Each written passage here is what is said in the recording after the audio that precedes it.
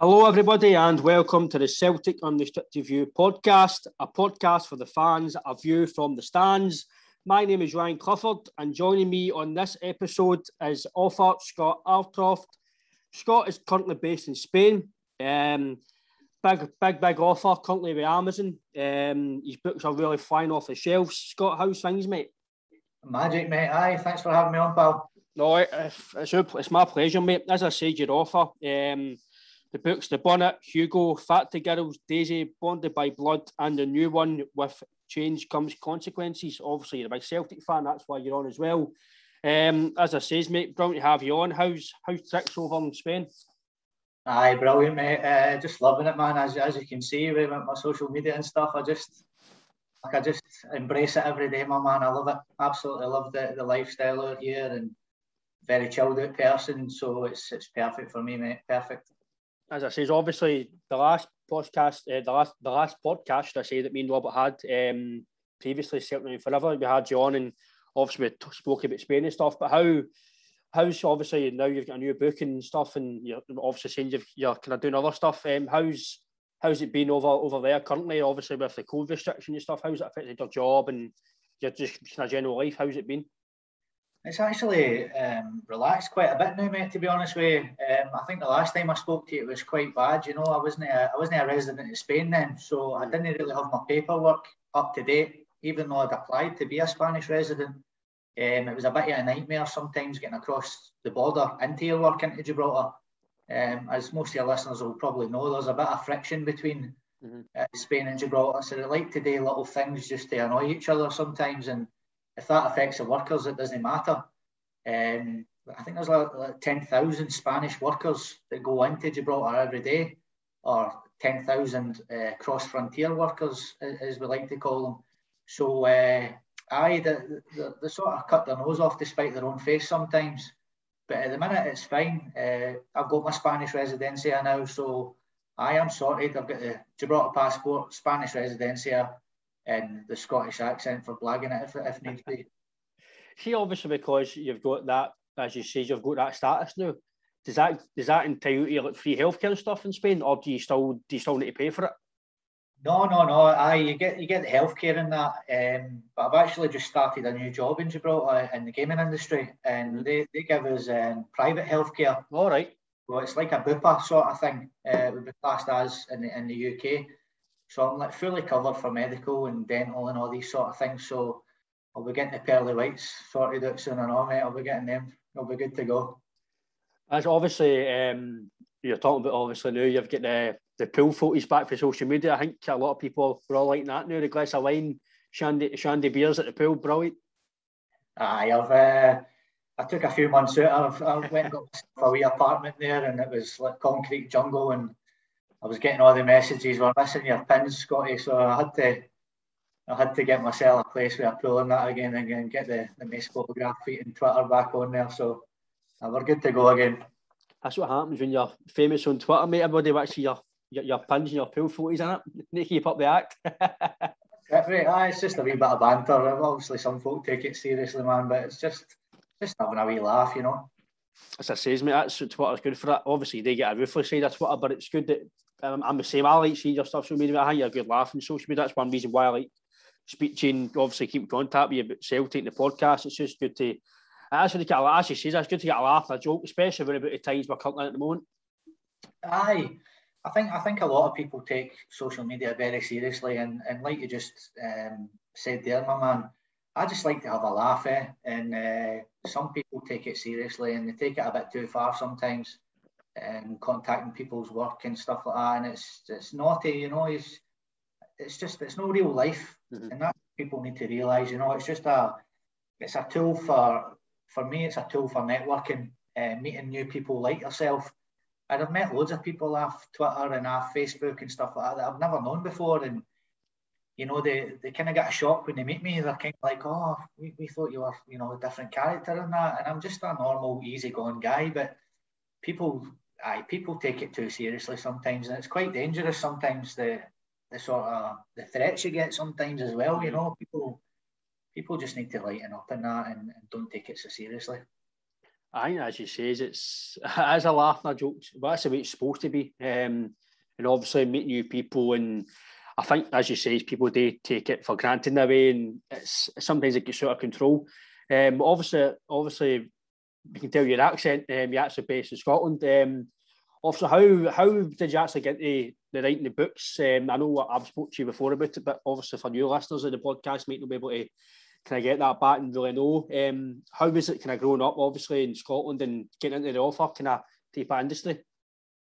To be honest with you, Ryan, I didn't start writing until I was 40-year-old. I'm 44 in March, and I never ever had a clue that I had this talent. That's the God's honest truth. I've sort of worked abroad since I was 21-year-old, and the sort of lifestyle I've got now is the sort of lifestyle I've had since I was 21. Really, I've lived all around the world and done sort of different things in that. And I came back to Scotland for maybe 5 years. I think it was between 2013 and 2018 I came home, and I was working for the NHS, and it sort of started out, I was doing articles and stuff, sort of interviewing famous football players, celebrities, things like that. And I started working, doing some voluntary work for a few Celtic magazines. So I sort of started off at a wee website online, and I was doing online articles and stuff. And it sort of just grew from then. I sort of get headhunted by sort of Celtic websites. They sort of like my stuff, they like my content. So they would start contacting me and ask me to write for them.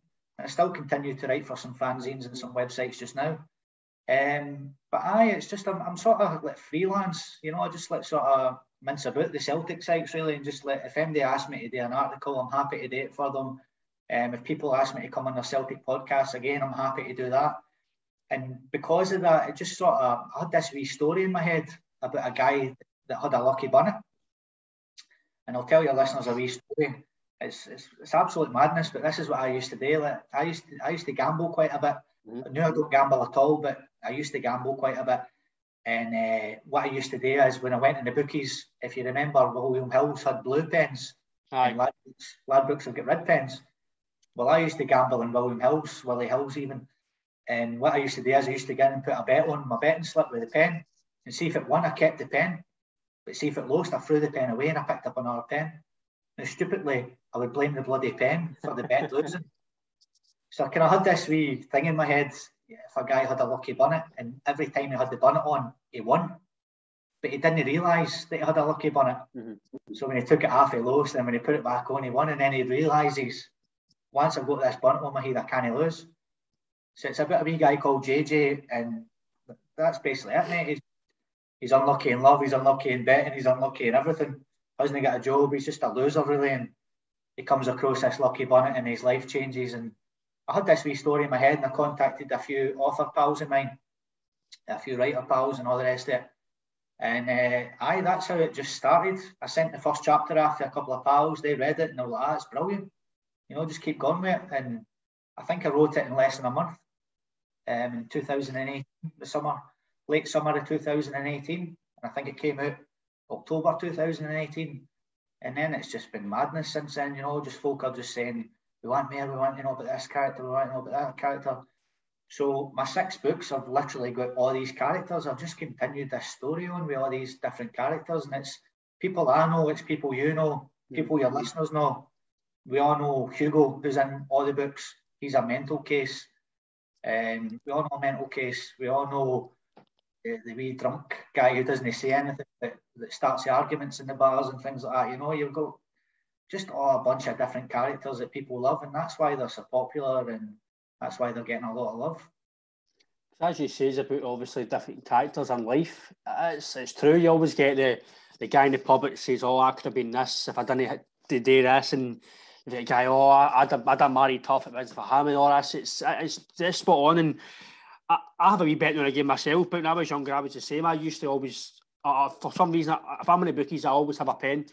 And I don't leave that pen until I leave the bookies, stuff like that. Wee things I don't, if I want to bet, I'm the same, I keep that pen. It's just, you would chew the pen and all that, and it's just crazy wee things like that. And I do agree with you and understand that there's different characters in, as you say, in any walk of life. And the fact you put them in a book, people who obviously are buying their books and reading, I think maybe if you're Scottish, you'll maybe kind of cling to it more, because the Scottish type of, just the way of life, you'll get, like you say, you're drunk, you'll get maybe a junkie, you'll get somebody running about these type of areas in Glasgow and Scotland, and people will go, wait a minute, that's true, that book's brilliant, that's relative to what our life is all about, really, and who we see in everyday life.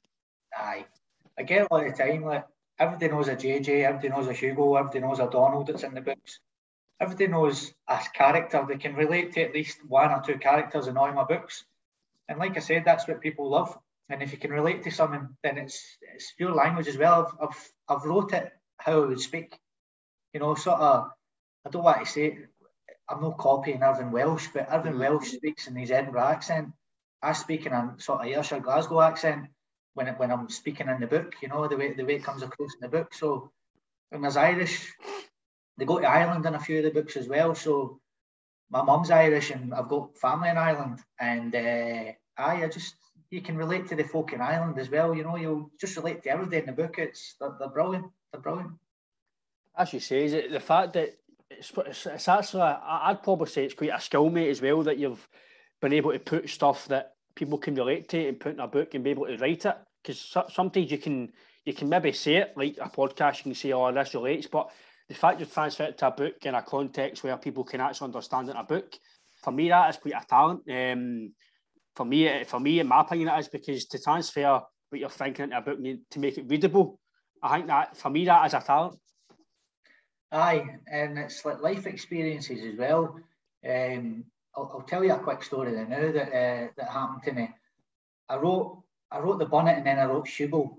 And in fact, no, sorry, I wrote The Bonnet, HUGO, and then The Factory Girls. And I was meant to finish it at The Factory Girls with these characters. And I took a week off work.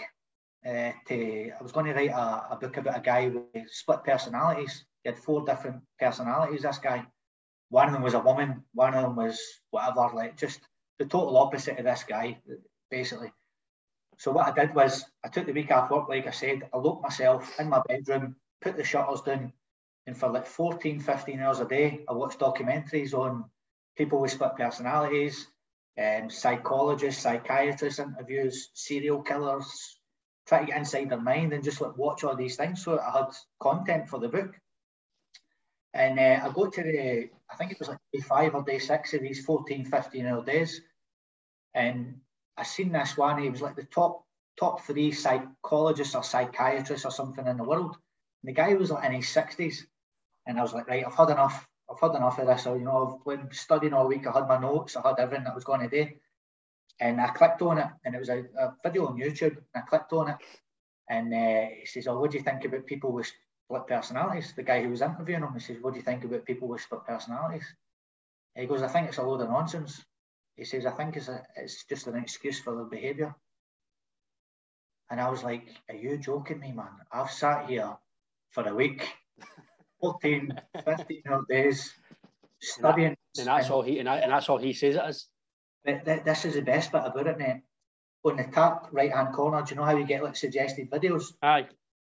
There was one with Sylvester Stallone, and I'm a massive fan of Sylvester Stallone. Obviously, the Rockies came out when I was a wee boy and all the rest of it. And so I've loved him his whole career.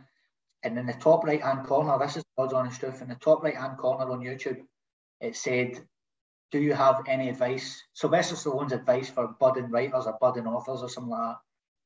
So I was pissed off, you know, I'd watched this psychiatrist, this psychologist, whatever he was, and I was raging.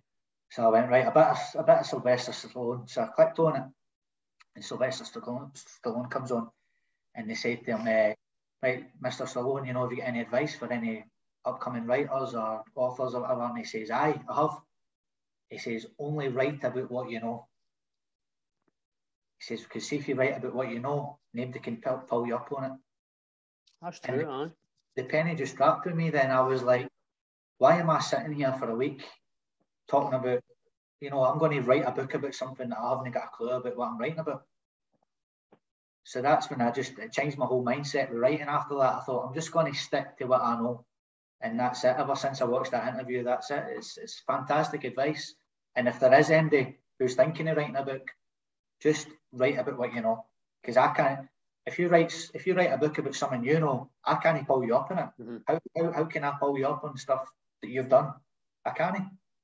So it's amazing advice, and that's what I would pass that on to MD who's thinking about writing a book themselves. No, I say that I think that is brilliant advice, because let's be fair, if you talk about something that you don't really know about, you tend to either maybe stutter or you get nervous and you don't know what you're talking about. People don't really get your point across, what you're trying to get across. But if you know what you're talking about, you can stand up proud and you can speak. Like, just for talking to you, me and you talking about football now. Me and you know about Celtic and you know about your books and whatever, so you can stand up and boom, you're talking flowing. But if there's something I ask you, I don't know. So I can totally understand that, and I think that's fantastic advice. And obviously that advice is stand you in good stead doing your other books, and obviously it's probably standing in good stead in general life as well. Aye, like I said, like I've got, never tell a lie, Ryan, I've got 100 books in this head of mine.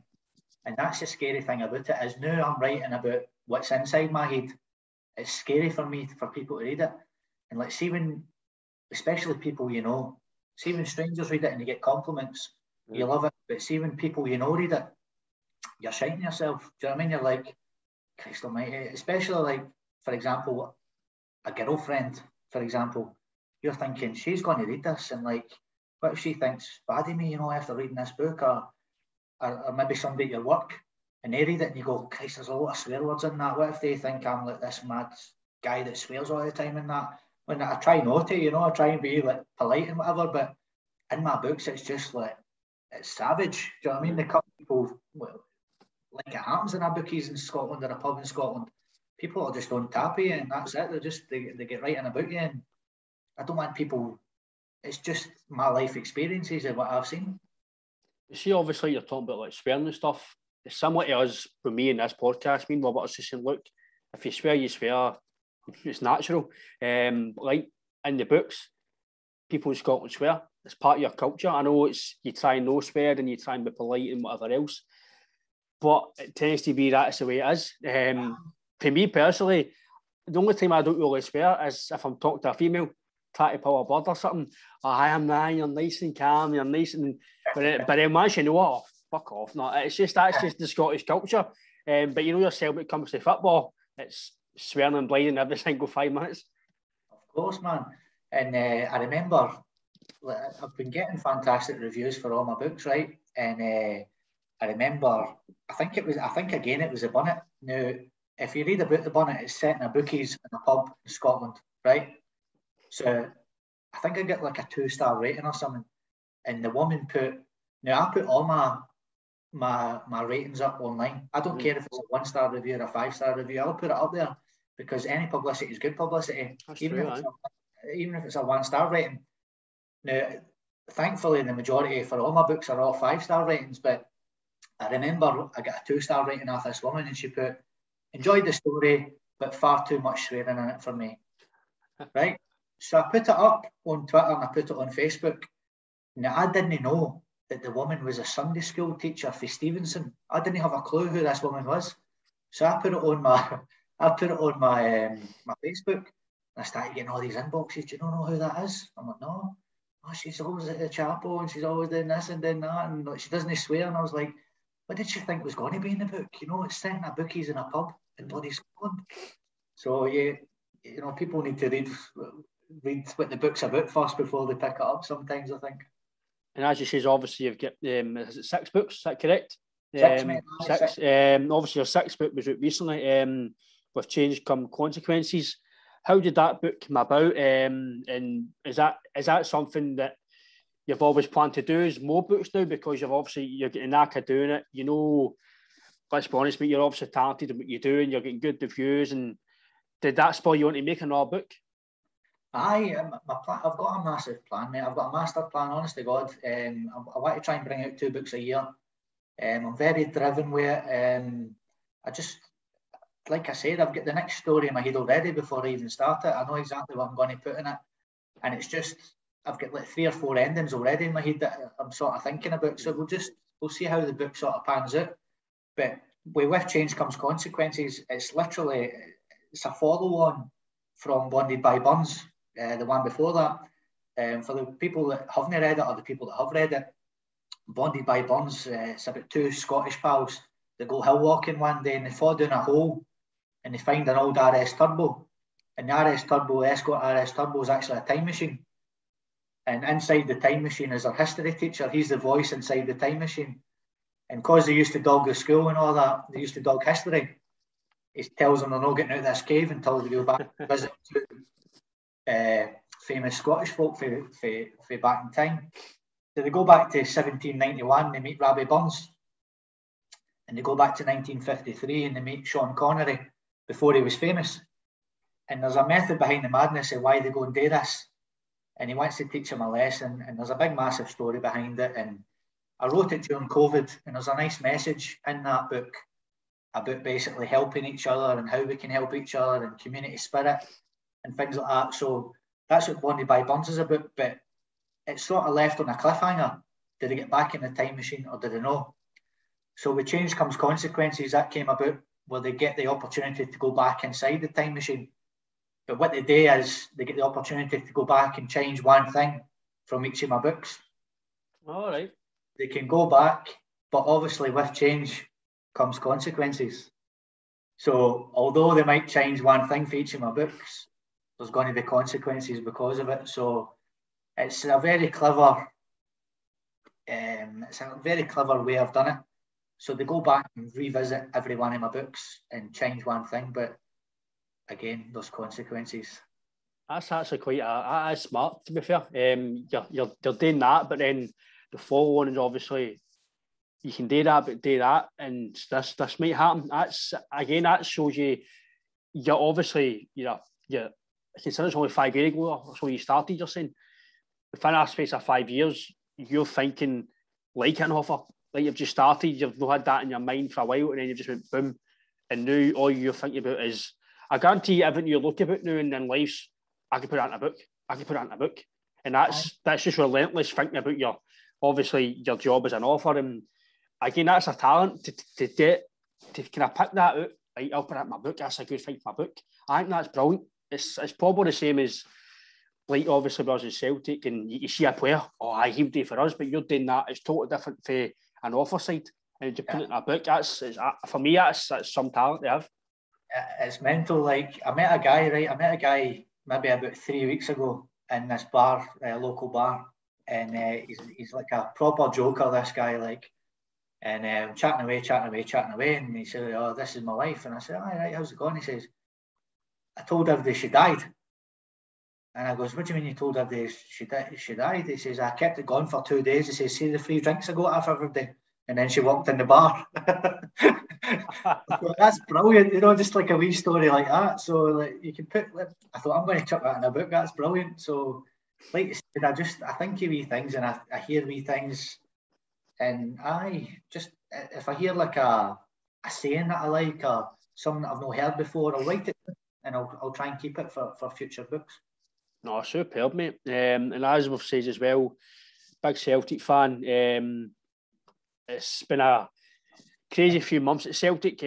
Obviously, Ange's come in. What was your thoughts on obviously when he first came in, Scott? Because obviously I've not spoke to you since. When he first came in, obviously a big rebuild and where we are now. What's your kind of thoughts on Ange and kind of how he's kind of managed the club and obviously brought in some good players and hopefully January we'll get some more. But your kind of opinion on Ange at the moment? At the moment, I am happy. I think we can start to see the fruits of his labour that's they sort of predicted when he came in. I remember watching his first training session when he was mic'd up, and he said to the players, "You can rest at half-time and celebrate at full-time, but you'll not stop until that's done. I want you to keep at it." And at first we didn't see it, obviously, with the Champions League qualifier and then getting beat by Hearts in the first game of the season. But then after that, we started, like I said, started seeing the fruits of his labour. He's brought in some cracking players. We had a chat offline about the front three. The front three are frightening at the minute, and they're only going to get better. And again, I think he's going to read the J League. He knows the J League inside out, so hopefully he's got a few diamonds that he's going to bring from across here as well. But going back to the start, I hadn't heard of the guy. I'm not going to lie to you. I'd like to think that my football knowledge is quite decent, and I'd never, ever heard of the guy once when he got the Celtic job. I was like everybody else. I was hoping for Eddie Howe. and we were all hoping for Eddie Howe, I think. And when this guy came in, I didn't have a clue who he was. So I was like everybody else, started doing all my research on him, and nobody's got a bad word to say about this guy. I think his demeanour when he first came in, I wasn't too happy with it. I thought, Christ, this guy's depressing the life out of me, But if you actually see him now, the reason he was like that is because of the monotony of the Scottish journalists. See the questions he asks. Crazy, wasn't it? Aye, he's kind of like Gordon Strachan with his answers, but no, he doesn't try to be a stand-up comedian like Strachan tried to be. He just cuts them down, and fair play to him, so he should. Some of the questions are ridiculous that he gets, but at first I thought, Christ, this guy's got no personality whatsoever, but you're starting to see it come out now because the team's playing well. He's got his confidence. He doesn't give a shit how he speaks to the journalists. And they'll talk to him about finances and that. He doesn't give a shit. He's just interested in what happens on the pitch. What happens after the pitch has got nothing to do with him. He's just wanting the best for the team, and that's it. I'm very happy with him at the minute, and like I said, I think things are only going to get better. I totally agree with you when it comes to the media, mate. I think he handles the media superbly. In a way, it's maybe in the way Rodgers was. Rodgers didn't really give the media anything for headlines, and I think he's the same. I don't think you really get a headline for Ange. It might be a good headline for what he says, but I don't think you'll get him putting players under the bus or saying anything to make it out maybe worse for Celtic. I think he's brilliant. I think, as you say, some of the questions he get asked, and he's just like, mate, come on, he's a brick here. Why are you asking me? We all know why they're asking him, but I don't think he'll ever get kind of tripped up by it. Aye, it's like you said there, he'll never do what Lennon done last season. I mean, I think we were all disgusted with Lennon last season, the way he threw the players under the bus, and he's still continuing to do it. If you look at the Lee Griffiths affair and stuff, that was embarrassing for me. A professional, so-called professional manager coming away with all that nonsense. I'm not a fan of managers throwing players under the bus publicly. Mm-hmm. I think it should all be kept behind doors, and I think Ange has got a presence about him where, he would quite happily call you to the office, and you certainly wouldn't do it again. No, I think I don't think he looks an angry man, but I think he's respected, if that makes sense. Definitely with Lennon. I know this last season was a blur. You don't really want to talk about it, but like you say, we're thrown under the bus. The game against Ferencváros, it doesn't matter if it's junior level or amateur, you don't come out and publicly criticise your players, because, as you say, that should be a thing in the office. Look, that performance was this and that, whatever you want to say to them. But as soon as you put it out in the media, it's just boom. And considering at the time there was pressure to go and win the 10 and qualify for Europe, you're just making that absolutely 100 times more by doing that. Yeah, you're making it worse. The players on the street, they read the newspapers, they read social media. It didn't help matters. I mean, we all know the guy should have walked months before he did, or been sacked. He wasn't going to walk, and now we know why he wasn't going to walk, because of the pay off he got. Mm-hmm. But ridiculous. Celtic managers shouldn't be doing that. You'd expect that for other clubs, smaller clubs. But no, the manager of Celtic should have that standing, like you said, where it's either said in the dressing room or you go outside my office on Monday morning, and then let them sweat and laugh. Fuck, what have I done? And then get right in about them. That's fine. But do it behind closed doors. Don't give them anything. Don't give them anything. I think that's, when it comes to media, I think it was Rodgers. It kind of brought that in for I've seen for a long time. We used to obviously under like Mowbray and stuff, and Tyler, you had guys like Johansson saying, but we're going to beat Molde are navy in our league, and then you got to Molde and getting absolutely pumped, and that didn't happen under Rodgers. Very rarely did you see any player come out and saying anything. It was always the other side of the city. Tavernier was coming out and saying, we're going to do this and do that, and we're just slowly. They're talking on the park. That's the way it should be. Things like team sheets being leaked and all that were just an embarrassment last season. There was obviously leaks in the dressing room. There was players that weren't happy, and if you look at it again, he publicly came out and said that there wasn't players players weren't happy. Why are you telling us that? Do you know what I mean? Just, for example, we all know who it was. It was Ian, it was Christie, it was Edward, and these guys. Get them to Falkirk, you know what I mean? Just if you don't want to play for Celtic, there's plenty of guys that do. So off you pop. No, I agree, mate. And I think with Ange, it's a breath of fresh air. He signed with, I think, 12 players, and some fans were saying after 2 or 3 games, oh, nah, he's not good enough, he's going to make a grade. And as he says, he's experienced, he's with Australia, and he can handle Celtic, you know what I mean? It's everything else, as you said, the media are, for me, the media are trying to get him out already. The media are telling us we're shite and we're this and that, and we've got the best defensive record in the league, but yet we're shipping goals to according to them. And it's just, you know, Scott, the media are always going to have against Celtic. They have for years.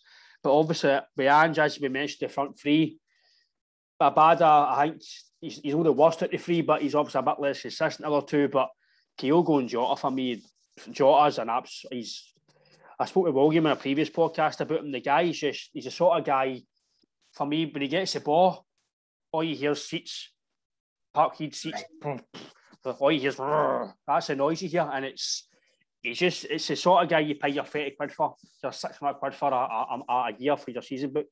For me, if it is 6.5 million, just do what Ferdinand did for all his Solskjaer, get the pen, get the paper, and get him signed. Aye, you're right. Like Bertie Auld, to quote Bertie Auld, the great Bertie Auld, what he would always say is, the last thing Jockstein said to us before we went out is go out there and entertain. You know, it's been at Celtic for years. We've had the Di Canios, we've had all these fancy players and that just entertain the fans. And that's what this boy does. If it's 6.4 million, 6.5 million, whatever it's going to be, it looks like Barkas is off, it looks like Albinetti is off. If we can get anywhere close to the money we paid for they two, then get the boy signed up in January. Give him a 5.5 year, 4.5 year contract, whatever it is. Because I don't agree with John Hartson saying before the likes of PSG and Bayern Munich and all that come. I don't think he's at that level just yet, but you never know. 18 months at Celtic, the boy could have his choice of clubs if he keeps progressing the way he is. Aye, that's something I'm really with you with that view, Scott. I think if he sees 18 months to a year, I don't think he's here any longer. I think he's still plays the way he's playing. I think I spoke with William in a previous podcast, and even he says it. He says, Ryan, I don't know how he's known in the Benfica squad. He says they must have absolutely 2 or 3 fantastic wingers for him not to play. I know he's playing against St Mirren and Dundee and whatever else, but you can just see the boys as he's 19 to have the talent he's got at 19. He's only going to get better. Only going to get better. It's like you're saying, yeah, the boy can't get in the Benfica team. Larson couldn't get in the Feyenoord team. Do you know what I mean? So it just shows you there's gems to be found if you look far enough. There's gems to be found, mate. And obviously, talking about gems, you've got Kyogo, 4.5 million. What an absolute steal that is, man. He for me, I don't want to get these guys sold because we want to keep these guys as much as we can. But he's about 26. Champions internationalist. He scored basically every game he's played in, roughly goal contributions with him and Jota. If he's playing like this all the time, he might leave me here in 2.5 years' time. He could be away somewhere else because he's that good, in my opinion. Aye, you're right. When I was thinking about Walter Smith the other night, now just to go off sort of track here, I watched an interview, I don't know if you've seen it or your listeners seen it. It was about Cristiano Ronaldo, and it was Dan Fletcher. He was on BT Sport, I think it was, and he said that Walter Smith made Cristiano Ronaldo the player he was. So I thought, this is clickbait, surely to God. So I clicked on it. And Dan Fletcher spoke very highly of Walter Smith when he was the assistant manager at Man United. He was only there for 6 months. But at Man United in training, what they used to do was they used to give fouls. So Walter Smith would take the training, and if there was a foul, he'd blow the whistle. But Ronaldo would have the ball and he'd take the piss out of 5-6 players and so on and so forth. So Walter Smith went into training one day and he went, hey, there's no fouls in training anymore. Everybody's like, what do you mean, no fouls? So everybody was getting Ronaldo, it's stinking. As soon as he get the ball, boom, right into him. But what he did was he released the ball quicker then. And the progression on him in 6 months was incredible. This is what Dan Fletcher said. He goes, it was brilliant because he didn't keep the balls off him. He maybe skinned one player and then get rid of the ball. Whereas before he'd skinned 3-4 players. But now we could hammer them in training and there was no fouls. We toughened them up. And if you look at HUGO when he came in, he was a bit lightweight and he was getting battled all over the place. But have you ever seen that boy complain once when he's been huffed in two? He just takes it and gets up. So if you notice a difference in that boy since he came to what he is now, he can take a tackle now, you know, and he just pulls his socks up and gets back up, doesn't complain. Brilliant. And that will toughen him up. The Scottish game will toughen him up. Put a wee bit of beef on him, a wee bit of muscle. And like I said with Jota, this boy's just only going to get better.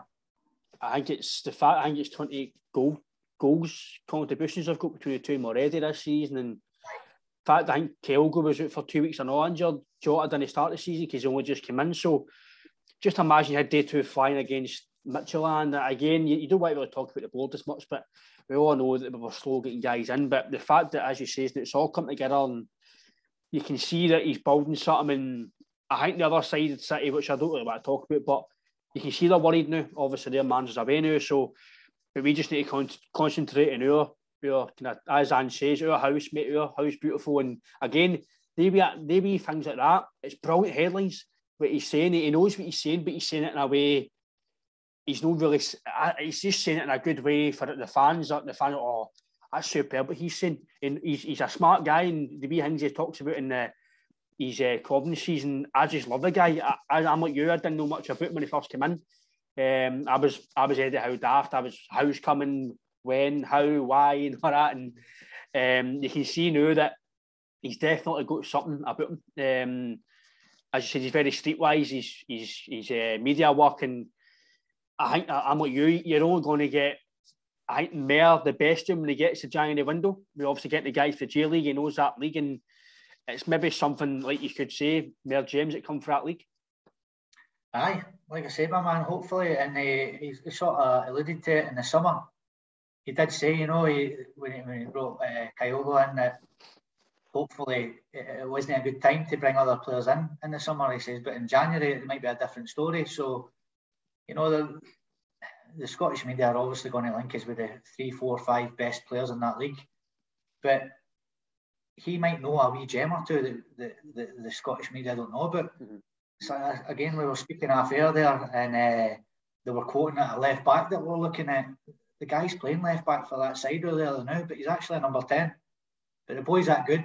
He's playing left back for this side at the minute because they've not got another left back. But he's actually a number 10. So if you look at Celtic recently, when Rogic got injured, we brought on Beaton. Mm-hmm. And look at the Livingston game. The Livingston game was atrocious. It was all Neil Lennon side-to-side nonsense, and it was one of the worst Celtic games I've watched for years, barring all the ones for last season. But I was just terrible in that game. And, you know, as good as Rogic is this season, it might be good to bring in another number 10 with Christie away and stuff, just to give him, you know, a wee bit of competition in there. No, I think that's something we need to kind of look at as well, because obviously with Rogic injured, there's no really got another number 10 to play. I know you're bringing in Beaton, who I think, apart from the Livingston game, where he's come in, he's done okay. I think you can see he's comfortable in that position, and we all know that he's not a centre back. He was kind of a scapegoat on the line and playing there last season. I know Shane Duffy was there, but when Beaton got played there, you're kind of throwing him under a bus because he's going to make mistakes. That's just his game. He does make mistakes because he is a bit of a classy player. He takes his time. I think that's just the culture, because a few players, and you go to France, Edward and Bailey, the foreign guys there, I think that's just their culture. They're dead relaxed and calm, and nothing's a rush. But with Rogic, I think this season, we all know how good Rogic was, but I think he was like, he put on about 2 stone. Duffy put on about 2 stone. Rogic, he's about 2 stone lighter now. You can see a difference. So it gets you thinking, how can you guys go from that to that now? Like, Rogic is just cigars, man. He's been superb all season. I think it's just they're playing for a manager now that's not throwing them under a bus. Do you know what I mean? And a guy that's just Lennon. I didn't even really want to talk about him tonight, but you know, he just sacked the life out of us all last season. He should have left months before he did, and it's up to life at the players as well, mate. You can see it, you know, in their performances. It's like going to work and your manager, you don't want to work for this guy, you don't respect this guy, so you're not going to put a proper shift in, are you? It's like normal folk, me and you, going to work, and why would you want to work for a guy like that? They didn't want to work for him, and it was evident in the way they were playing. Now they've got a guy who they want to play for. They're in a team full of new faces. You had guys in there, you've got to remember, Neil Lennon turned around and said, and Cham wanted away for the last 18 months. So you've got a guy coming into work who doesn't want to be there for 18 months. And imagine he's still playing him. Aye, and he's still coming into training, mate. You know what I mean? Imagine you went to your work and there's a guy at your work, or a woman at your work even. Oh, I've the last 18 months I've been looking to get away from here, and I hate this place, and it brings the rest of the workforce down. And it's no different with a football team. If you've got one bad apple uncertain in the apple cart, then that's what happens. Oh, I definitely agree with you, Scott. In general life, if somebody's kind of bringing an atmosphere down, it's just going to affect the full thing that's involved with that atmosphere. And obviously, on a positive note, the front three are bad as well. Some fans give him a bit of criticism because obviously, let's be honest, wingers are inconsistent. That's just wingers. I mean, have 3 good games and 4 bad games. That's just the way they are. But again, he's only 19. He's quick. He's direct. He's going to make mistakes because he is kind of still learning the game. But him again, I think he's at 7 goals and 15 he's got or something. Very, very good. Very good. And I don't think we paid too much money for him. I think he's a bit of a snip as well. So again, that's whoever signed him, if it was Ange or if it was somebody else. But again, it's another jigsaw of the puzzle we're trying to build. Well, to be honest, we've got none of our back staff, have we? We've not got any backroom staff at all, really, to be signing them anymore. They're all away. But listen, like you said, the boy's 19-year-old, right? He's going to be under pressure as well because he's got James Forrest breathing down his neck now. I know James Forrest hasn't got a neck to breathe down, but James Forrest has been consistent for us for his whole career. Do you know what I mean? He's been brilliant for us, and the boy must know that he's chapping at a bit to get back in the team. So, you know, he's under pressure a wee bit as well. He's playing for a huge club. He'll never play for a bigger club probably for the rest of his life. So it's difficult for him. He's come in, a young boy, new country, new language, all the rest of it. He's going to, like you said, he's going to have an off game, and that's it. Obviously, mentioned James Forrest. I'd like to get opinions on obviously him and how he'll be with Ange and obviously in the future. I'm no negative towards him, but I think he's past his best for us now. I don't think we'll get the Forrest that we've had. Maybe through his injuries and he's getting older. I think it's 29, 30 now, Forrest. Again, he's still young for a winger. Still at his peak, but I think maybe through injuries and, as you say, Abada's there now. I don't know if he'll get to run the team constantly all the time now. I don't know if this is maybe his career's going to be stop, start. That's just my opinion. I don't know if we'll get the best of him. I think we've had the best of him. I hope I'm wrong. But I just see him, I think he's lost a bit a yard because of his injuries. But that's natural. And I think he's still a brilliant option for us. I think he's like a new signing coming back because he's been out injured for a while. You've got Johnson, Jota, Abada. You've got these options we didn't have last season. So you can't really... You're kind of fruitless, as you say, as options now. You can go, who do we play this week? Do we play Forrest? Abada? It's stuff that we've no used to for last season. It's a breath of fresh air. It might be good to give the wee boy a kick up the arse, knowing that Forrest's there. You know what I mean? Just maybe take him out for a game. If he is having an half game, then put Forrest in. You know what you're going to get with Forrest. You're going to get consistency. He's lost a yard. But all the fast players have lost yards. Look at Michael Owen. How many times he pinged his hamstrings? He was rapid. Same with Forrest, you know, when you've got that burst of speed, you're going to up niggles and all the rest of it. And like you say with Mikey Johnson, he's not going to replace Jota in the team, but you can fling him on the right hand side as well. Apparently, as we've all probably heard, Mikey Johnson's the best player in training every day. You know, but he needs to transfer that onto the pitch. You know, there was a big thing about him coming on the other week there, and he played all right. Do you know what I mean? But he wasn't. You want him to, you're just dying for him to come in and get a man of the match performance just to kick him on, you know, because it's like you said, it's Jota and Abada's, they've got the jerseys nailed down. But you want your Forrests and your Johnsons to come in and at least give a manager something to think about. Aye, definitely. I think, as you say, we've got the type of backups now that on the bench. We've got a bench to bring on now. Last season it was the same subs and putting on in the same times, but now like the other day you've got Forrest bringing on, you've got Giacomakis as well coming on, you've got guys who come on and do a job. And as I say, Giacomakis, I don't know your thoughts on the big man, but I think the guy will come good. I like him. I think he's got attributes that he will bring towards us. And the game against Ferencvaros, I know he's only 15 minutes, but that's a guy we're missing for a long time. Somebody to come on, see the game out, get wee silly fouls, hold the ball up. We've not had it really for maybe Hesselink, maybe. I know Dembele could do it, but Hesselink was a big target man, but he could play as well. And I think the big man will come good. Obviously, he's came for the Dutch league, and there was no main feat scoring. There was 29, 30 goals in that league. He's a top goal scorer, and we only got him for £2.5 million. You're thinking, that's a bit of a snip. You're not the top goal scorer in that league if you're rubbish, like you just said there. I mean, and he gives another option to our play. You know the way we're playing the fast football and all the rest of it. But it's like you said, if we're playing in Europe and it's one each with 10 minutes to go, fling the big man on and just, if we're going to play for the point, then it's like you said, or if we're going to go for it, we can use a different style of play, get the ball up to the big man and get the two wingers bouncing off him and maybe try and nick that goal. It's a different option of play. And I think he'll come good as well. Like we were saying, he was playing for a poor side earlier. I think they were in the bottom half of the league and he was still the top goal scorer or something like that. So he's no mug and he's a big strapping boy and he'll do well in our league for sure. And obviously as well, the penalty that he missed, to come back for that as well, I think it shows your character that in fact he's just come on and played. And I don't know if he's a big guy in social media, but see, I don't know what your thoughts is on this. Right? I've not really wrote it down, but it's popped in my head.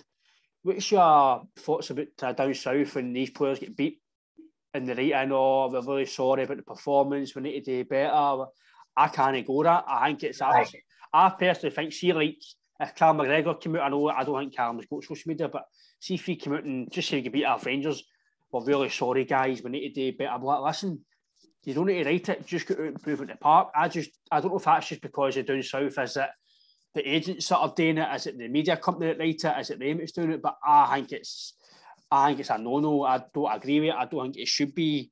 Again, we're talking about social media. I don't know why they're putting out social media. I'd rather they come out after the game in the media. Because I don't know if you remember last season. I can't remember what game it was. But Callum McGregor got interviewed right after it and you can see in his face he was back to say a lot more. And obviously he can say a lot more. I think that's maybe the time to do it instead of putting it on social media. And I kind of like Roy Keane says it is a bit. I think it's a bit embarrassing. It's just my opinion. I don't like it, and I don't think it should be in football. No, you're right. You actually alluded to it earlier with Tavernier across the city. Don't talk about it in the media and don't talk about it on social media. Just go out and do it. Simple as. I'm old school. I'm like you. I'm no. As much as I love social media as a networking tool and for having a laugh in that. It's serious to folk football, you know what I mean? It's a serious thing and it's, you're hurting after a game, like you said, so it's probably the last thing you want to see is somebody come on saying, oh, we're really sorry about it. You should have been sorry about it on the pitch, not behind your phone on the team bus getting home and stuff like that. So I am with you, my man. Because it's true, but obviously Roy Keane says, if you're not playing well, I would just do a tackle, just to get the crowd up and get the game going. And similar to maybe what Scott Brown used to do, he would do a tackle and there you go, Celtic fans are up. And it's these wee things I think that we may be missing at our club at the moment. I don't think we're missing a player, maybe like, obviously no Scott Brown, but like Wanyama, he's obviously floated about wanting to come back. I think he's only 30-year-old. If he wants to come back, give him what you want, get him back, because I think we need, I know we've got McCarthy, but again, he's a 4-year deal. Don't know who gave him a 4-year deal. I think it's absolutely crazy. But Wanyama, see if he can come back, man, I think he'd be a bronze signing for us. I think it's somebody that we need in that kind of area. Aye. I actually interviewed him myself. I think it's now 2 or 3 years ago now. And he said that he would love to come back. He was at Tottenham at the time. And like he said in the media last week that, again, Neil Lennon tried to bring him back. and I think the figures were just too much for Celtic at the time. But aye, it's one of them. Like, you know, a lot of fans aren't happy about players coming back, but if you look at the Fraser Foster situation, when he came back, you know, folk were sort of pretty much against that at the time when he did come back, and then his performances changed everybody's mind, and then obviously we didn't get him in the summer. But aye, Big Victor's one that you'd take back in a heartbeat. I think we've had it before where likes of like Charlie Mulgrew. There's another one. You know, he wasn't really that good a player for us when he was first at us, and he went away to Aberdeen and so on and so forth, and he came back and he was brilliant. There's other people that have done it that haven't came back and done the business, but aye, you wouldn't say no to Big Victor coming back for sure. So I think that's an area. I think obviously we've got nice, neat players like Tombo and August McGregor, but I do think we miss, like you say, the old school style of football. I think we're all technically nice players, and I think we need a bit of nastiness in his, like with Scott Brown. I know he done it Macy's at Celtic, but maybe the last 2 years he was kind of obviously getting older and kind of maybe knows demanding on himself in the team. But I think we need a bit of dig sometimes in the team. Aye, but it's just football's evolved, mate. It's like you said, there's no players like that anymore. There's none at all now. Like I don't really watch English Premier League, but what I do watch it, you know, they're all fancy dance. Every one of them on the ball. You just want somebody. I'll maybe switch it on for 10 minutes, and I just want a Scott Brown or a Roy Keane or a Gattuso or something like that just to go in and nail them. You know, it's like they're just sick of it now. It's kind of boring sometimes, I think. I'm not saying that about Celtic. I'm saying about the English Premier League, the stuff I watch. It just doesn't get my juices flowing anymore. You know, it's like you say, we're missing players like that. Your Patrick Vieira's, your Roy Keane's, David Batty. You know, guys like that done the ugly thing in football. They're just a dying breed, and I can't even think of one in Scottish football anymore, apart from Bruni, but who's at the tail end of his career. But there's nobody anymore that does it. It's just, I think, just football's changing massively, and the hard man or the dirty tackle, you can't tackle anymore anyway. That's the problem in football. So that's why it's evolving, and players have to evolve. As you say, obviously it's a dying breed. It's definitely is. There was a tackle him West Ham. I don't know if you watched the game West Ham and who were they playing the other day? Liverpool. Did you watch it? No. The guy Cresswell done a brilliant. For me, it was a fantastic old school tackle. The first 10 minutes, and there was question about him being sent off. He did fall through him, but he went right through the boy, and I was like, I was watching with my dad, and what a tackle! Brilliant. Yeah. My dad's like, back in my day, that be off, play on. But nowadays, as you say, is health and safety, everything's just. I generally think maybe if I'm only 28, I think maybe when I'm 40, football might be a non-contact sport. It's just getting that way. It's even goalkeepers now. You touch a goalkeeper, it's a foul. Nah, it's bad, mate. It really is. I've played junior football in Scotland. I've played at a kind of decent level, and I was a bit of an animal on the pitch. You know, I was kind of like a Scott Brown sort of character on the pitch. And I would even say to the guy I was playing against, listen, it's me and you today, and it's not going to be you. And first time he get the ball, I'd just nail him. You know what I mean? You wouldn't get a yellow card back then. So the referee say, right, first and last, after that it's a yellow. But I made sure he knew straight away. As soon as he get the ball, and if the referee wasn't, I'd be standing on his toes, I'd be pulling at I'd do everything just to antagonise the guy and just wind him up. And like, there's cameras everywhere now. VAR and all the rest of it. It's nonsense, man. It's nonsense. Like you say, I like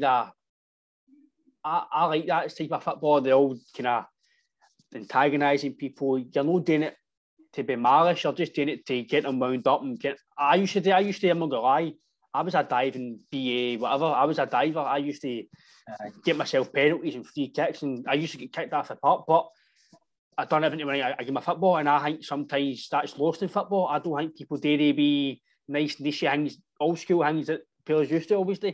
I don't think that's missing now. You can't, mate. That's why there's just cameras everywhere. You can't do it anymore. Can't do it. And then obviously, we've spoke about signings like Starfelt's come in, Vickers. What's your kind of opinion on, obviously, I know it's, again, the media here, Scott, yourself, they always say your defence is not very good, and we're shooting goals, but yet we've got the best defensive record in the league, best attacking record. But I think Vickers' staff out, obviously injured now, start to go into a game. I think Big Vickers has been a really solid kind of signing. I know he's only on loan, so don't really want to get attached to these loan players too much, because look what happened with Elanusi, we got attached. Well, I got attached, and I thought he was very good, and obviously back to Southampton. But what's your thoughts on obviously the defence and the signings, obviously they two, and Juranovic and obviously Ralston as well? Aye, quite happy recently, obviously, but at the start I was like, Christ, what have we signed here with the big man, you know, Big Starfelt? He was kind of like a cross between F.A. Ambrose and Dewey, but to Dewey later on. But it's like we said, you know, the strip doesn't shrink to fit inferior players, you know. It doesn't matter how good you are or how big your price tag is or what league you've came for or whatever. You know, you're under pressure playing for Celtic. This is the biggest club these guys have played for. They're playing in front of 60,000 fans. They're not playing in front of 10,000 where they used to play and stuff like that. It's a massive, massive culture shock, and it's sink or swim time. You know, you've got to remember that guy and HUGO, when they came in, I think they arrived that day and they were like, get the jerseys on. You know, so you've got to remember these things as well. They can't just come in and just hit the ground running sometimes. Some players do and some players don't, but you can see the big man's get the confidence now. And again, we alluded to it with James Forrest, with Abada. You've got Julian breathing down their neck now. You know, the big man's coming back soon, so they need to raise their game or the big man's in there. I don't think they're going to put Julian in straight away because he's been out that long, but they're going to bring him in slowly but surely. And I think Julian will be our first choice defender in the centre half position. So when he's back fully fit, so for me it's Julian and one of the other two. I'm with you, and I think Julian's still my best centre back. I know he basically got London Dykes. He's moved down south with 2 or 3 bad games against Livingston, but the games against Rangers, Lazio, and other teams, I really like him. I think £7 million actually a very, very fair price for what we've got, in my opinion. Cup final goal, I think he's very good, and I agree with you that once he's back to full fitness and he slowly beds into what Ange wants to buy into, I think he will be probably the first choice centre back. 100%, mate, 100%. And we've not even mentioned them yet, shockingly, because every Celtic fan should get down their hands and knees and apologise to the boy, Anthony Ralston. You know, ruining that boy, man. And we're signing a Croatian right back international who can't even get in the team because of him now. So I don't know what's going to happen with Juranovic, if they're just going to keep him on the left-hand side. But Greg Taylor, I believe, just signed a new deal there as well. So for me, Greg Taylor's an SPFL player. I think he gets found out in Europe for the games I've watched him in anyway. So maybe converting Juranovic into a left-back might be a good idea. And I mean, Ralston has to be the first name in the team sheet after HUGO and Jota these days, you know. So, what a turnaround in that boy. What a turnaround. I don't know if you've listened to previous podcasts, Scott, but I'm not a big fan of Greg Taylor at Celtic. I just think he is an SPFL player. Again, I don't agree with the length of deal he got as much as well. I might divide opinion. I know Ralph has done really well, but again, I don't think the length of contract he got. I'm a bit baffled with the length of contract some of the guys have been getting. McCarthy and all 4-year deal, crazy. But you can't knock Ralph and get a new deal. He's been superb. Even his delivery against Dundee, that delivery for the goal, for Jota's goal, was unbelievable. Boom, Charlie Adam, delivery. It's like he's been coached now. He's been properly coached and he knows what he's doing, and he's just took a chance. I'm not right back here. I need to do well, or I'm off to, don't know, raise away to probably championship or something. He was bummed out, and as he says, me as well. Sorry, Anthony, you've been absolutely brilliant. He's been class. And I think he said that it was the birthday of his daughter or something like that just changed his complete mindset. You know, he realised that he had to put food on the table for that wee lassie, and it completely changed his mindset completely at Celtic. But, you know, knockbacks can sometimes make you stronger. I mean, look at Robertson at Liverpool. There's the biggest example of it ever happening. You know, he went all the way back down to Queen's Park to prove a point, and he came back on, so on and so forth. So, you know, he's been around all these different clubs and picked up life experiences, basically. And it's made him a better player. It's like if you go to different jobs and you work with different managers and you become a manager yourself one day, you take little bits after each manager and mould them into yourself, and you become that person. So he's probably done that. He's picked up experience everywhere he's went, all these different wee clubs, and he's came back a better player. You know, all the abuse that the boys had, it's probably made them stronger, to be honest with you. And you can see he's bulked up as well. Like I said with Charlie Adam, players are just bouncing off this boy now. He's not a boy, he's a man. You know, he's bulked right up as well, and you can see it.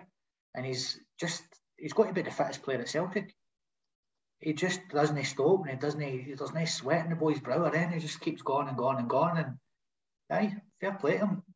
Like I said, we all owe him an apology. He's been fantastic.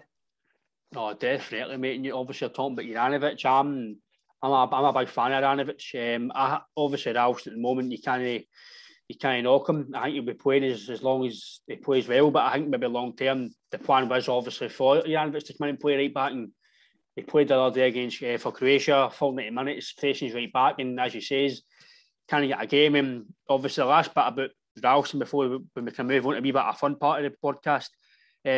What's your thoughts on obviously Ralston playing with Scotland? How he's on that squad is, I know as a selfish point of view, and maybe as a Celtic fan, you don't want him in for your own, don't want injuries, and you want to keep momentum and keep kind of the squad the way it healthy and fit. But from a personal point of view, like obviously Nathan Patterson's news, suspended for the game Monday. He's hardly played for Rangers, but yeah, he's right back for Scotland. Surely you've got to play with a club to play with an international squad. And I think Ralston deserves to be in the squad at least to get a call up. Aye, I have to confess, I didn't actually watch the Scotland game last night. I heard that Patterson was the man of the match, or I saw a lot of people on social media were muting anyway. I've not seen much of the boy, to be honest with you, to put a massive opinion on it. I don't really watch their games, and like you said, he's not really been playing, but apparently the boy's a bit of a player. And listen, if that's what Steve Clarke fancies, we beat Moldova 2-0, the boy was man of the match. So, you know, Steve Clarke knows better than me. But Ralston should be involved, at least, like you said. And listen, again, it might make the boy stronger. What do I have to do to get in the Scotland squad? It's happened for years. You know, you look at how many caps years ago Jimmy Johnson got, Bobby Lennox got, the Celtic players got from years gone by. It's a historical thing, but his time will come. I think it's just a betting call. I think as well, media pressure. I think they'll put pressure eventually on Steve Clarke. I think ideally you don't want it for media pressure. You want it on his stats, his performances, which has been phenomenal. And then obviously talking about fantastic players we've had. On to the fun part of worst Celtic 11, Scott. I think the viewers and listeners and anybody Celtic fans will have a list of some absolute duds we've signed for crazy fees and free transfers. But I'll let you go first, mate, because I know you've got a few absolute belters. Aye. Well, like I said, I'm 44 in March, so I've seen quite a few shockers. But I just want to put a wee disclaimer in first. You know, I wasn't good enough to play for Celtic. It was my dream. But some of these guys, apart from one of them, so that should be a big clue, managed to pull on the hoops. But he did sign for Celtic, and I think he's the shitest player I've possibly had, next to his centre-half partner, who I'm going to mention as well. So what I've done, mate, is I've done a 4-3-3 because I had about 35 strikers and I could only squeeze 3 in there, so I went for a 4-3-3. My goalkeeper is Ian Andrews. And for guys who are around about my age, they'll remember when they were at school and you asked anybody that was a Rangers fan at the time, it was always 5 past Andrews, and that scarred me as a child. So Ian Andrews is the goalkeeper for sure. My left back is the sock, the guy that wore a sock on his left arm, his left forearm. God knows why. We still don't know why to this day. But it's the fantastic Mo Kamara. He's at left back. At right back, I went for Marvin Comper. I don't think he was a bad player, but it's just I don't even know what to say about the guy. He's got to be in everybody, surely to God. My two centre halves now.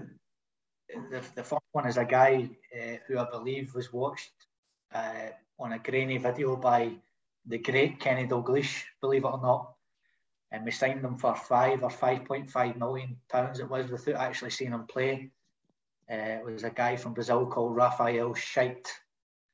And Scheidt by name, Scheidt by nature, I think he was. But his defensive centre-half partners, for sure, the worst player I've ever seen at Celtic. And he wouldn't even have got a game for Salkits fix. This guy, I don't think, is Dewey. The worst player I've ever seen in a Celtic jersey, for sure. So that's his centre-half partner. I'm going to make Dewey the captain as well because he was that bad. So my three in midfield, I went for Dirk Richter on the left. Again, he's the Darren Anderton of the Celtic. You know, he must have been having an affair with the physio's wife or something like that. You know, he was just never out the physio's room. My holding midfielder, because he was more a centre half, but he did play in centre midfield a couple of times. Well, didn't play, he turned up. He was flung in there. Adam Virgo, absolutely horrific player for Celtic. So he's another one. And this guy was more of a sort of striker, but I'm putting him out in the right midfield because, like I said, we're blessed with horrific strikers at Celtic over the years. So Martin Hayes was a guy who we signed in the dreaded 90s. We signed him for quite big money, actually, back then. I think it was like something like 650,000, 700,000 from Arsenal. And that was a lot of money back then, and he was horrific. So my three strikers, like I said, I had the choice about 35 here, so I've managed to squeeze it down to three. I'll leave the worst one at the motto last, but I don't really want to slag Henrik Larsson off, obviously, because he's a kind of king and he's a god, but he recommended Mo Bangura to us, and we ended up signing on Henrik's recommendation, and I don't even think we've ever heard of him since he left Celtic either. He might be playing for Salkits Fix, actually, but Mo Bangura, what a shocker he was. And another one for the dreaded 90s era is a guy who came with a big reputation, a big mouth, and he's still got a big mouth to this day, but he was absolutely honking for us. It was a guy called Tony Cascarino. And I spoke to you again off air about this. The best bit about the Cascarino thing was when he left. He left for Chelsea and we got Tom Boyd in return. So that was quite a good deal. Tony Cascarino going there. Couldn't score in a barrel of fannies and he goes to Chelsea and scored in his debut. I'll never forget it. So Tony Cascarino's his partner, but the main man, every Celtic fan will remember this name, is a man called Wayne Biggins. Absolutely terrible, absolutely terrible. And I just want to give some notable mentions to Chris Killen, Jeremy Toyan, Amido Balde, Olivier Tebele, Martin Rasmussen, remember him? Aye.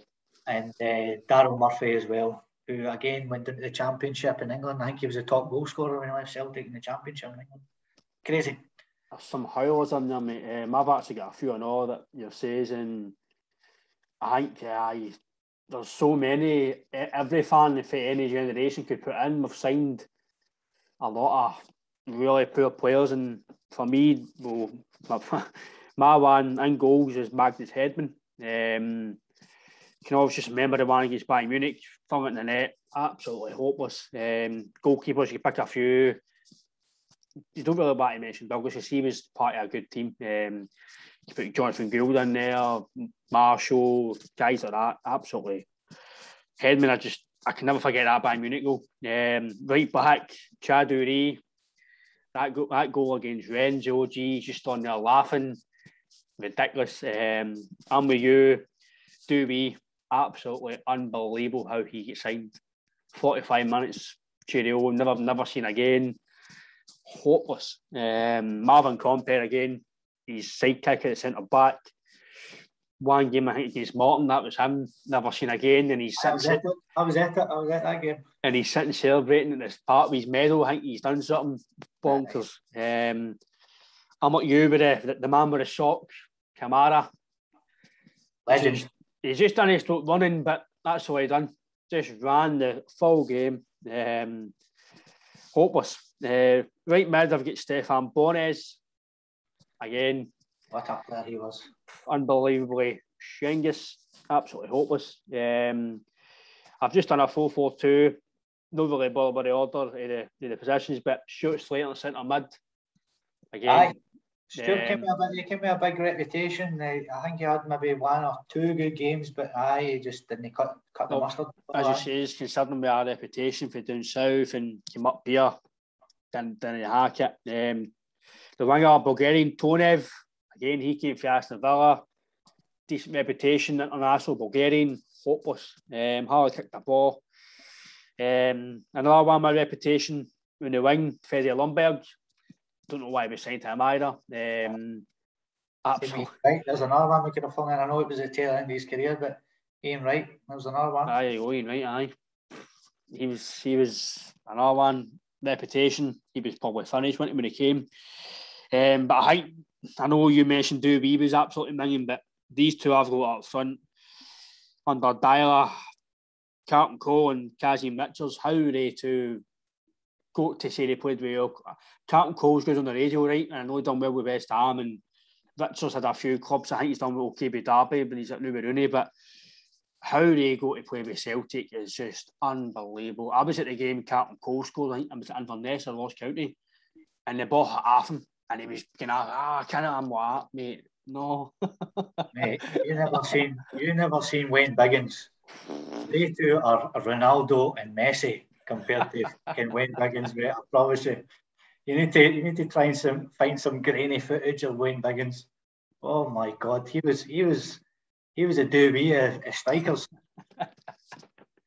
It's just they two for me up front were just, as you say, you can pick many. You've got Pavel Brodziak, you've got even Pookie when he came, wasn't the best when he came. True. Virgo, you've got all sorts of guys you mentioned, even in goals. Gordon Marshall wasn't the best. You've got a few you can mention. I think the listeners and anybody else on Twitter who listens, they can put their comments in, anybody they can think of, because there's a big list. But I've obviously, Scott, as you say, your offer as well. Any future plans? I know you've said you've got a lot of kind of plans, but your future plans, and obviously, I think I've read a wee article. You maybe think maybe then a film or so, maybe as well. No. What's happened is my books have went to the Warner Brother offices down in London, and I know a few directors and a few other writers and stuff. I've looked at my stuff, so I'm obviously hoping the creme de la creme is obviously a Netflix deal or something like that. But no, just to see something, to see one of my books on TV or on theatre or own a sort of film would be fantastic one day, and that's my dream, obviously, for that to happen. But I've got massive plans, mate, absolutely massive plans. Amazon's just released that you can put your books out in hardcover. So my 6 books will be on hardcover probably in the next week. We'll get them out, so that's another option. I've got a pal out here who's a DJ in Gibraltar Radio. I'm going to have an interview with him soon. Have a wee coffee with him and try and get my books out as audio books as well. So everybody can look forward to that, and it'll be me that'll be narrating them. So we'll get the swear words in there properly and the Scottish accent and so on and so forth. And so that should be a good laugh doing that as well. And like I said to you, my man, I'm going to try and get a couple of books out a year, and I've got loads of ideas, loads of stuff inside this head of mine that I want to get out there. And like I said, they're funny, they're heartwarming stories, and they're just my life experiences and people's life experiences that I know. And I just want everybody to read them. It's not about making money for me or fame or anything like that kind of carry on. They're just genuine good stories for a decent guy. So I just want people to read them and let me know what they think.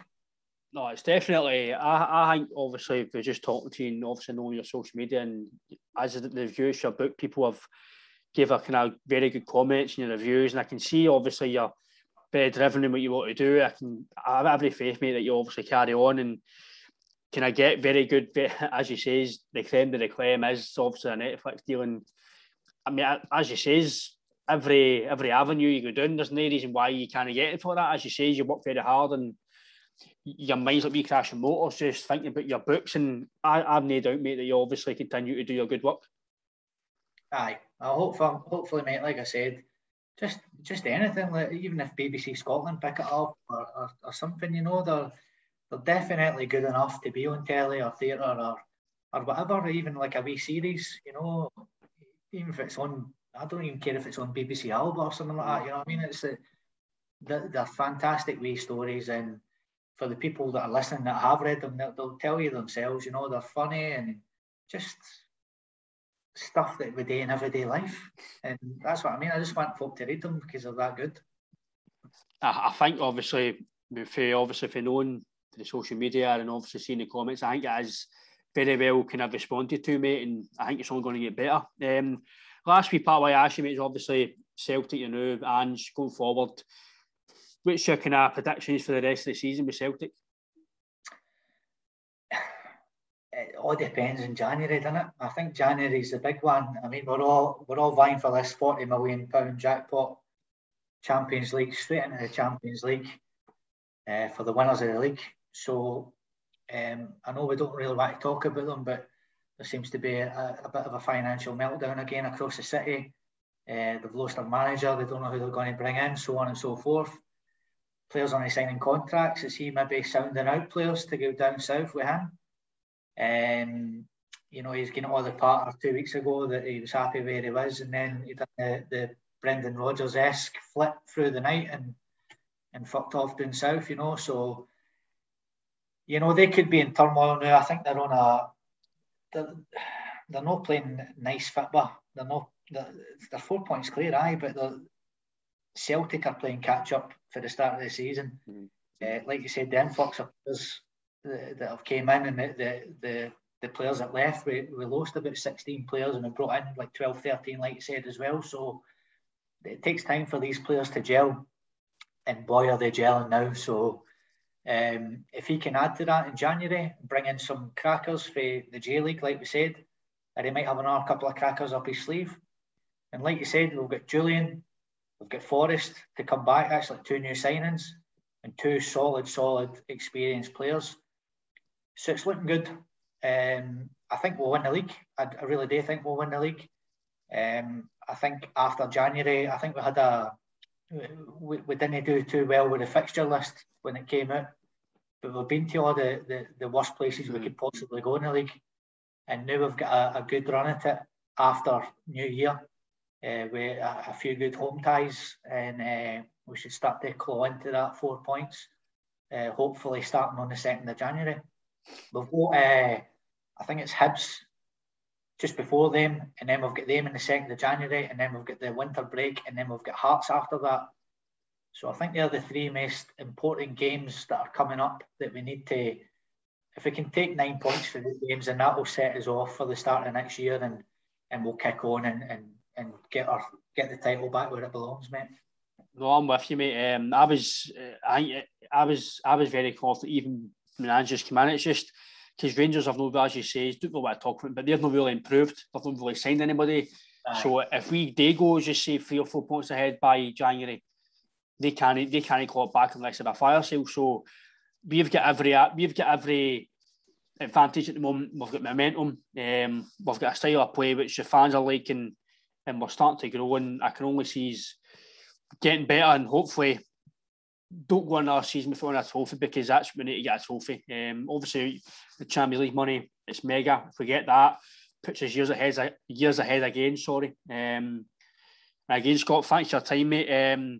The podcast will be available on every platform. Get Scott's at Twitter, Facebook.